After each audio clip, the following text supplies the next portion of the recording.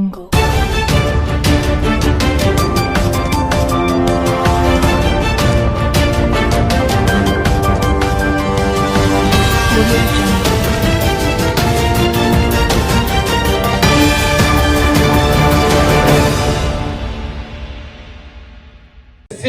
బీసీల పేర్లు చెప్పి వాళ్లకు తాయిలాలు ఇచ్చి వాళ్లకు రిజర్వేషన్ల ఆశ చూపించి వాళ్ళకు కొన్ని సబ్సిడీలు ఇచ్చి కొన్ని సంక్షేమ పథకాలు చేసి మొత్తం ఈ యొక్క ఉత్పత్తి వర్గాలైనటువంటి ఈ శ్రమజీవులైనటువంటి ఎస్సీ ఎస్టీ బీసీల యొక్క శ్రమ ఆధారంగా వచ్చినటువంటి మొత్తం ఉత్పత్తిని ఈ యొక్క అగ్రవర్ణ ఆధిపత్య పార్టీలు పంచుకుంటున్నాయి, రాజ్యాన్ని ఏళ్తా ఉన్నాయి అనేటువంటి విషయం మనం గమనించాల్సినటువంటి అవసరం ఉంది. అది కనుక అబద్ధం, మేము అందులో మా వాటా లేదు, మేము బీసీల వెనకాలే ఉన్నామంటే తక్షణమే కాంగ్రెస్ పార్టీ దీనికి స్పందించాలి. మేము బీసీల యొక్క ప్రయోజనాలను పరిరక్షిస్తున్నామనంటే కాంగ్రెస్ పార్టీ ఈ బీసీ రిజర్వేషన్ల పరిరక్షణ కోసం దీని యొక్క ఉద్యమానికి నాయకత్వం వహించి ఇక్కడ ఉండబడినటువంటి మొత్తం బీసీ సమాజాన్ని ఢిల్లీకి తీసుకెళ్లాలి అనేది మనం ఈ ధర్నా ద్వారా కాంగ్రెస్ పార్టీకి హెచ్చరికగా చెప్తా ఉన్నాం. ఇక కొన్ని బీసీ సంఘాలు ఉన్నాయి, ఏ సంఘానికి ఆ సంఘమే నాది గొప్ప సంఘం అని చెప్తా ఉన్నారు, డిమాండ్ చేస్తా ఉన్నారు. కానీ దీని మీద చిత్తశుద్ధి లేదు. మొత్తం ఈ తెలంగాణ రాష్ట్రంలో ఉండబడినటువంటి బీసీ సమాజాన్ని రాజకీయంగా, ఆర్థికంగా, సామాజికంగా చైతన్యవంతం చేయాలంటే ఒక ఫ్రంట్ ఏర్పడాలి. ఇప్పటికే 2018లో బహుజన లెఫ్ట్ ఫ్రంట్ ఏర్పడ్డది. మొన్నటి 2023 ఎన్నికల్లో బహుజన లెఫ్ట్ ఫ్రంట్ 38 అసెంబ్లీ సీట్లకు పోటీ పెట్టింది. అదేవిధంగా 8 పార్లమెంటు స్థానాలకు పోటీ పెట్టింది. మేము ప్రత్యామ్నాయ రాజకీయ వేదికగా ఉన్నాం, మాకు ఓట్లేయండి అని చెప్పి బిఎల్ఎఫ్ నిలబడ్డది, ప్రజల్లో ఆదరణ పొందింది. కానీ ఇతర ఎస్సీ ఎస్టీ బీసీ సంఘాల పేరుతో ఊరేగుతున్నటువంటి వాళ్ళు, బీసీ హక్కుల కోసం మాట్లాడుతున్నామని చెప్తున్నటువంటి వాళ్ళు ఎన్నికలు రాగానే ప్యాకేజీని మాట్లాడుకొని ఇదే అగ్రవర్ణ ఆధిపత్య పార్టీలకు ఓట్లు వేయించడం అనేది జరుగుతూ ఉన్నది. కాబట్టిగానే మన బీసీలు ఐక్యమత్యం కాలేకపోతున్నారు. బీసీలు ఐక్యమత్యం కాకపోవడానికి కారణం బీసీలలో ఉండబడినటువంటి భిన్నాభిప్రాయాలే, బీసీ ఆర్గనైజేషన్ లో ఉండబడినటువంటి నాయకుల యొక్క వైఫల్యాలే అని చెప్పి ఈ వేదిక ద్వారా మనం అర్థం చేసుకోవాల్సినటువంటి అవసరం ఉంది. ఇప్పటికీ చెప్తా ఉన్నాం, ఎస్సీ ఎస్టీ బీసీ మైనార్టీ వర్గాలారా, ఓ అగ్రవర్ణాలలోని పేద ప్రజలారా, మనల్ని దోపిడీ చేస్తున్నటువంటి ఆధిపత్య బ్రాహ్మణ పార్టీలకు వ్యతిరేకంగా, ఈ క్షత్రియ పార్టీలకు వ్యతిరేకంగా, ఈ వైశ్య పార్టీలకు వ్యతిరేకంగా మనకు అన్నం పెడుతున్నటువంటి ఉత్పత్తి వర్గాలైనటువంటి శ్రామికులైనటువంటి బీసీ ఎస్సీ ఎస్టీలందరినీ రాజ్యాధికారం మీద కూర్చున్నబెట్టాలి. వడ్డిచ్చేవాడు మనవాడైతే ఎక్కడ కూర్చున్నా కూడా మనకు భోజనం పెడతాడు. పాలన మన చేతిలోకి రావాలి. పాలన అధికారం మన చేతిలోకి వచ్చినప్పుడు మాత్రమే ఈ రిజర్వేషన్ల సమస్య గాని అన్ని రంగాల్లో మన వాటా కోసం సాగే ఉద్యమాలు విజయవంతం అవుతాయి తప్ప, లేకపోతే నీళ్ల మీద దెబ్బ కొట్టినట్టుగా ఈ యొక్క రిజర్వేషన్ల ఉద్యమం నీరు గారిపోతుంది. రానున్నటువంటి కాలంలో స్థానిక సంస్థల ఎన్నికలను ప్రకటిస్తారు, ఆ ఎన్నికల్లో జరిగిపోతాయి. ఆ తర్వాత ఈ రిజర్వేషన్ల గురించి మాట్లాడేటువంటి పరిస్థితి ఉండదు. దానికి ఉదాహరణ ఏమిటంటే 1986లోనే మురళీధర్ కమిషన్ గారు ఈ యొక్క రాష్ట్రంలో ఉండబడినటువంటి బీసీలకు 42% రిజర్వేషన్ కావాలని చెప్పి అసెంబ్లీకి రిపోర్ట్ ఇవ్వడం అనేది జరిగింది.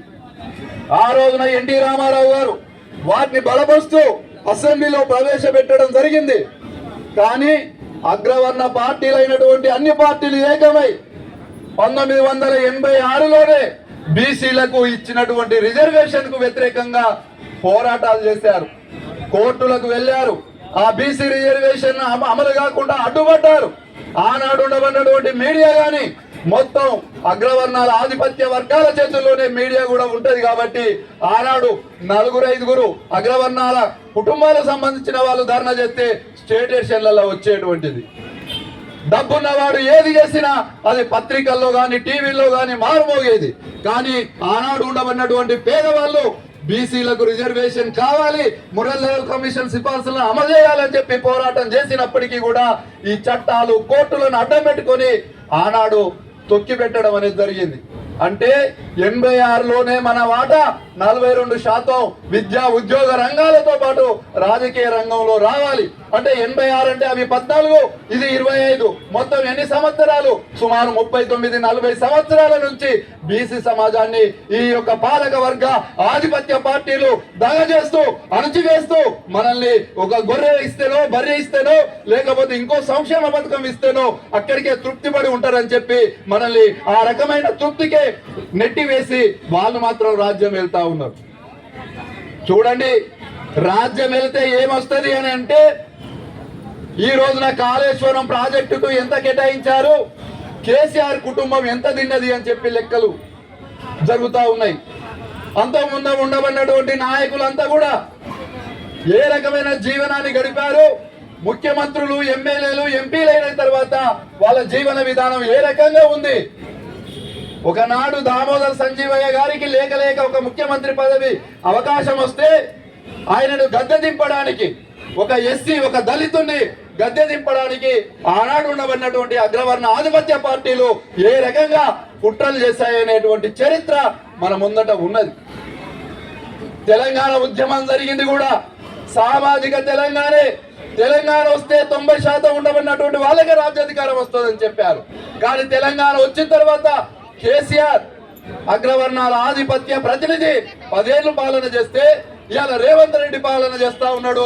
మళ్ళీ రేవంత్ రెడ్డి పోతే మల్లారెడ్డి మళ్ళీ ఒక వెలవ రావడానికి ప్రయత్నాలు జరుగుతున్నాయి తప్ప ఒక బీసీ నాయకుని ముఖ్యమంత్రి చేసి, ఒక ఎస్సీ నాయకుని ముఖ్యమంత్రిని చేసి, లేదా ఒక మైనార్టీ నాయకుని ముఖ్యమంత్రిని చేసేటువంటి ప్రయత్నాలు జరగటం లేదు. అందులో ఎవరైనా బీసీ ఎస్సీ ఎస్టీ మైనార్టీ నాయకులు ఆ పార్టీలో అభివృద్ధి అయితే వాళ్ళను కుట్రలతోటి కుతంత్రాలతోటి నెగలకుండా ఆ పార్టీలలో ఉండకుండా బయటికి వెళ్ళగొడుతున్నటువంటి పరిస్థితిని కూడా మనం చూడాలి. కాంగ్రెస్ లో పొన్నాల లక్ష్మయ్యను చూసాం, బీఆర్ఎస్ లో ఈటెల రాజేందర్ ను చూసాం, ఇవాళ బీజేపీలో కూడా అదే ఈటెల రాజేందర్ ను ఏ రకంగా అణచివేస్తున్నారో మనం చూస్తా ఉన్నాం. కాబట్టి అగ్రవర్ణ ఆధిపత్య పార్టీలో ఒక ఫేస్ వాల్యూ కలిగినటువంటి బీసీ నాయకుడిని అభివృద్ధి కానివ్వరు. కాబట్టి మన బీసీల ముందు ఉన్నటువంటి ప్రత్యామ్నాయం ఏమిటి? మనం బీసీలుగా ఉండబడినటువంటి వాళ్ళం మనం ఏం ఆలోచించాలి అంటే మన రాజ్యాధికారం కోసమే మనం ఆలోచించాలి. ఎన్ని కష్టాలు వచ్చినా ఎన్ని నష్టాలు వచ్చినా ఆనాడు 40 ఏళ్ల కిందనే కామ్రేడ్ ఓంకార్ గారు చెప్పాడు, ఈ దేశంలో ఉండబడినటువంటి కమ్యూనిస్టులు కూడా బీసీల గురించి అధ్యయనం చేయలేదు.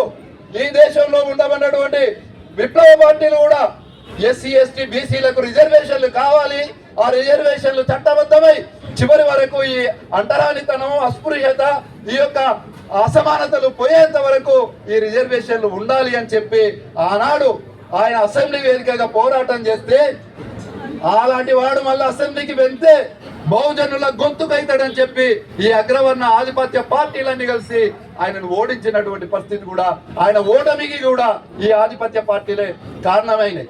కాబట్టి ఇప్పటికైనా మన రిజర్వేషన్లతోటి, ఇప్పటికైనా మన పోరాటాలతోటి ఉద్యోగ రంగాల్లోకి వెళ్ళినటువంటి బీసీ బిడ్డల్ని వాళ్ళంతా కూడా ఆలోచించే విధంగా మన బీసీ సమాజం ప్రయత్నం చేయాల్సినటువంటి అవసరం ఉంది.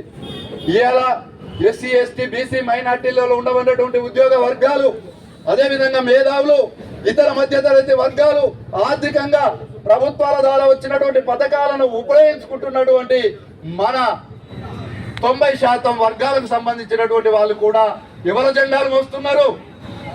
ఈ ఉద్యోగం ఎవరి వల్ల వచ్చింది? డాక్టర్ బాబాసాహెబ్ అంబేద్కర్ రిజర్వేషన్ ఇస్తే వచ్చింది. ఈ ఉద్యోగం ఎవరి వల్ల వచ్చింది? శ్రమజీవుల ఉత్పత్తి భాగంలో వచ్చింది అనేటువంటి ఆలోచన లేకుండా ఈ అగ్రవర్ణ ఆధిపత్య పార్టీల జెండాలు మోసి వాళ్ళకే వంత పడుతున్నటువంటి స్థితిని కూడా చూస్తా ఉన్నాం. బీసీలు గొంతెత్తి పోరాటాలు చేయాల్సినటువంటి ఈ సమయంలో బీసీలలో కూడా విభజన రేఖలు గీసి ఈ రోజు రిజర్వేషన్లను ఎత్తేసేటువంటి కుట్రలు కూడా మనం చూస్తా ఉన్నాం. కాబట్టి వీటన్నిటిని కూడా మార్క్సిజం కోణంలో ఆలోచన చేసి డాక్టర్ బాబాసాహెబ్ అంబేద్కర్ ఇచ్చినటువంటి రాజ్యాంగ స్ఫూర్తిని మనం తీసుకొని ఈ దేశంలో మార్క్సిజాన్ని, అంబేద్కర్ ఆలోచన విధానాన్ని ఒక జమిలి సిద్ధాంతంగా, ఒక జమిలి ఆలోచన విధానంగా ముందుకు వెళ్ళినప్పుడు మాత్రమే ఈ యొక్క ఎస్సీ ఎస్టీ బీసీ మైనార్టీ పేద ప్రజలకు రక్షణ ఉంటుంది. అందులో 50% ఉండబడినటువంటి మహిళలు మరింత రక్షణకు అవకాశం ఉంటుంది.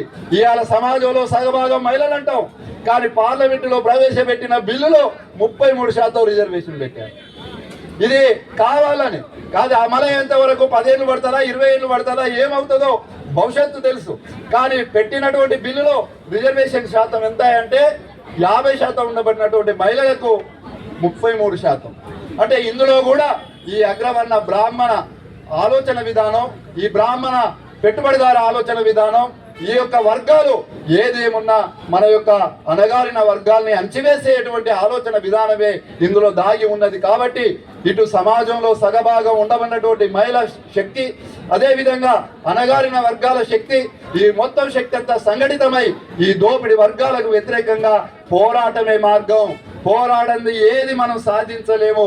అందుకోసమే ఈ బీసీ రిజర్వేషన్లను అమలు చేసుకునేటువంటి పోరాటం సాధిస్తూనే రానున్నటువంటి ఎన్నికలకు బహుజన లెఫ్ట్ ఫ్రంట్ ఆధ్వర్యంలో మన రాజ్యాన్ని మనమెంత మందిమో మనకంత వాటా, మనకెన్ని ఓట్లు మన సీట్లు కావాలి అనేటువంటి ఒక ప్రధాన లక్ష్యంతో మనం కొనసాగాలని చెప్పి, అందుకు మీరంతా కూడా మనం వెళ్ళిన తర్వాత అన్ని జిల్లాల్లో అన్ని గ్రామాల్లో కూడా ఈ యొక్క విధానాన్ని ప్రజల్లోకి తీసుకెళ్లి వాళ్ళని చైతన్యవంతం చేయడం ద్వారా ఈ ప్రభుత్వాలకు కనువిప్పు కలిగించే విధంగా మనం ముందుకు సాగాలని చెప్పి విజ్ఞప్తి చేస్తూ అందరికీ జై